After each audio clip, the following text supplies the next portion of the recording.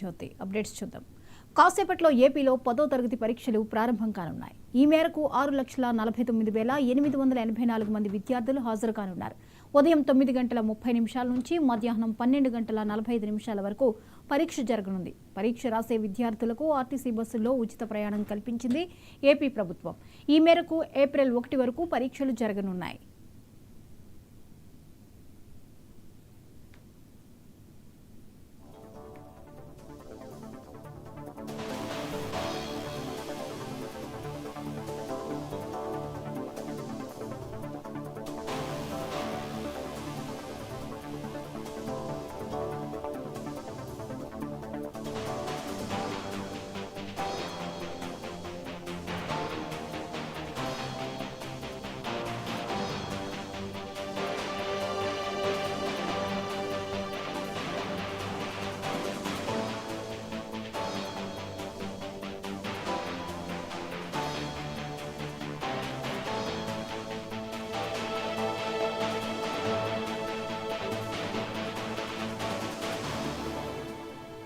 ఏపీలో 10వ తరగతి పరీక్షలు ప్రారంభమయ్యాయి. ఈ మేరకు 6,49,884 మంది విద్యార్థులు హాజరు కానున్నారు. ఉదయం 9:30 నుంచి మధ్యాహ్నం 12:45 వరకు పరీక్ష జరగనుంది. పరీక్ష రాసే విద్యార్థులకు ఆర్టీసీ బస్సుల్లో ఉచిత ప్రయాణం కల్పించింది ఏపీ ప్రభుత్వం. ఈ మేరకు ఏప్రిల్ 1 వరకు పరీక్షలు జరగనున్నాయి. ఇక నెల్లూరులో 10వ తరగతి పరీక్షలు జరుగుతున్నాయి. ఉదయం 9:30 నుంచి ఈ పరీక్షలు ప్రారంభమయ్యాయి. జిల్లాలో 174 సెంటర్లో జరుగుతున్న 10వ తరగతి పరీక్షలకు అన్ని ఏర్పాట్లు చేశారు. పరీక్షా కేంద్రాల వద్ద 144 సెక్షన్ అమలు చేశారు. విద్యార్థులు ఎలాంటి ఒత్తిడికి గురికాకుండా ప్రశాంతంగా పరీక్షలు రాయాలని విద్యాశాఖ అధికారులు కోరారు. ఈ అంశంపై మరిన్ని అప్డేట్స్ ని మా ప్రతినిధి మురళీకృష్ణ అందిస్తారు. మురళీకృష్ణ, 10th ఎగ్జామ్స్ స్టార్ట్ అయిపోయాయి. పరీక్షా కేంద్రాల వద్ద ఎటువంటి పరిస్థితి నెలకొంది? కూడా ఇవాళ ఉదయం సరిగ్గా 9:30 10వ తరగతి పరీక్షలు అయితే ప్రారంభమయ్యాయి. ప్రశాంత వాతావరణంలో అన్ని చోట్ల కూడా పరీక్షలు ప్రారంభమయ్యాయి. అయితే విద్యార్థుల్ని 8:45 నుంచే ఆయా పరీక్షా కేంద్రాల లోపలికి కూడా అనుమతించారు.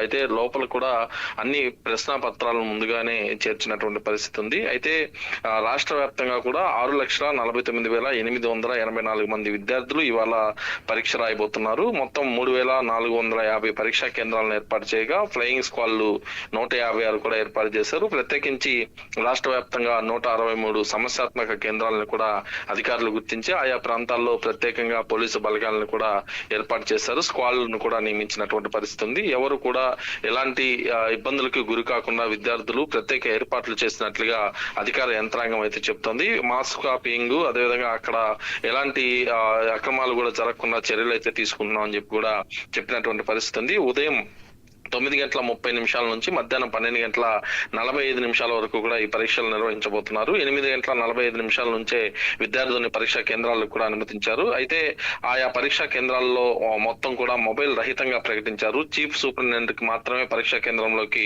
మొబైల్ తీసుకెళ్లే అవకాశం ఉంటుందని చెప్పి కూడా అధికారులు చెప్తున్నారు. మరోవైపు ఎలక్ట్రానిక్ ఉపకరణాలైనటువంటి ల్యాప్టాప్లు, కెమెరాలు, ట్యాబ్లు, ఇట్లా ఏదైతే ఇయర్ ఫోన్స్ కావచ్చు, స్పీకర్స్, ఇలాంటి ఏది కూడా లోపలికి అనుమతించే ప్రసక్తి లేదని చెప్పి అన్నటువంటి పరిస్థితి ఉంది. ఈ ఏడాది 10th విద్యార్థులకు మొత్తం కూడా అన్ని రకాల సిలబస్ ఏదైతే NCERT సిలబస్ ను కూడా అమలు చేసినటువంటి పరిస్థితి ఉంది. అంటే కొత్త సిలబస్ రావడంతో ఆ సిలబస్ మేరకే ప్రశ్న పత్రాలు కూడా తయారు చేసినటువంటి పరిస్థితులు కూడా కనిపిస్తున్నాయి. అయితే మొత్తం విద్యార్థుల్లో దాదాపు 51,069 మంది తెలుగు మీడియంలో పరీక్షలు రాయనుండగా మిగతా భాషలు ఏదైతే ఒడియా, తమిళం కావచ్చు, కన్నడ, హిందీలో కూడా, ఉర్దూలో కూడా అనేక మంది విద్యార్థులు పరీక్షలు రాసే పరిస్థితి ఉంటుంది. వీటితో పాటు ఇవాళ నుంచే ఓపెన్ స్కూల్ సొసైటీ విద్యార్థులకు కూడా 10వ తరగతి పరీక్షలు ఇవాళ నుంచే ప్రారంభమయ్యాయి.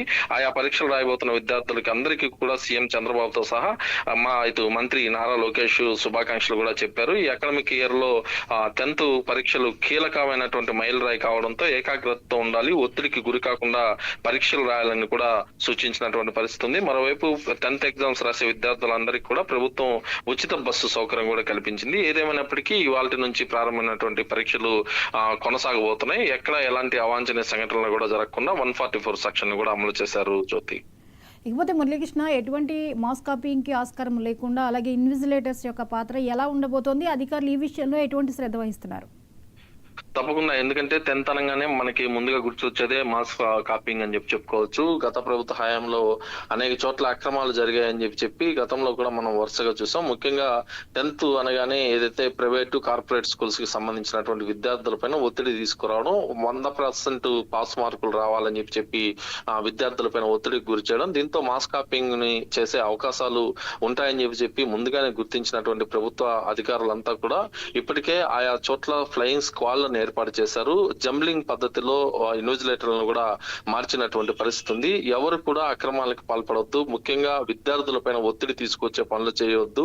ఇలా మాస్ కాపీయింగ్ కానీ పాల్పడితే అక్కడ ఉన్నటువంటి విద్యార్థులకి చాలా మంది జీవితాలతో చెలగాటమాడేటటువంటి పరిస్థితి ఉంటుంది. కాబట్టి ఎవరు కూడా ఇలాంటి పనులకి ఆస్కారం చూపించొద్దు అని చెప్పి విద్యాశాఖ అధికారులకు రాష్ట్ర ప్రభుత్వం నుంచి ప్రత్యేక ఆదేశాలు అయితే వచ్చాయి. ఏదేమైనప్పటికీ ప్రశాంత వాతావరణంలో అయితే ప్రస్తుతం పరీక్షలు అయితే జరుగుతున్నాయి. Right, thank you Muralikrishna.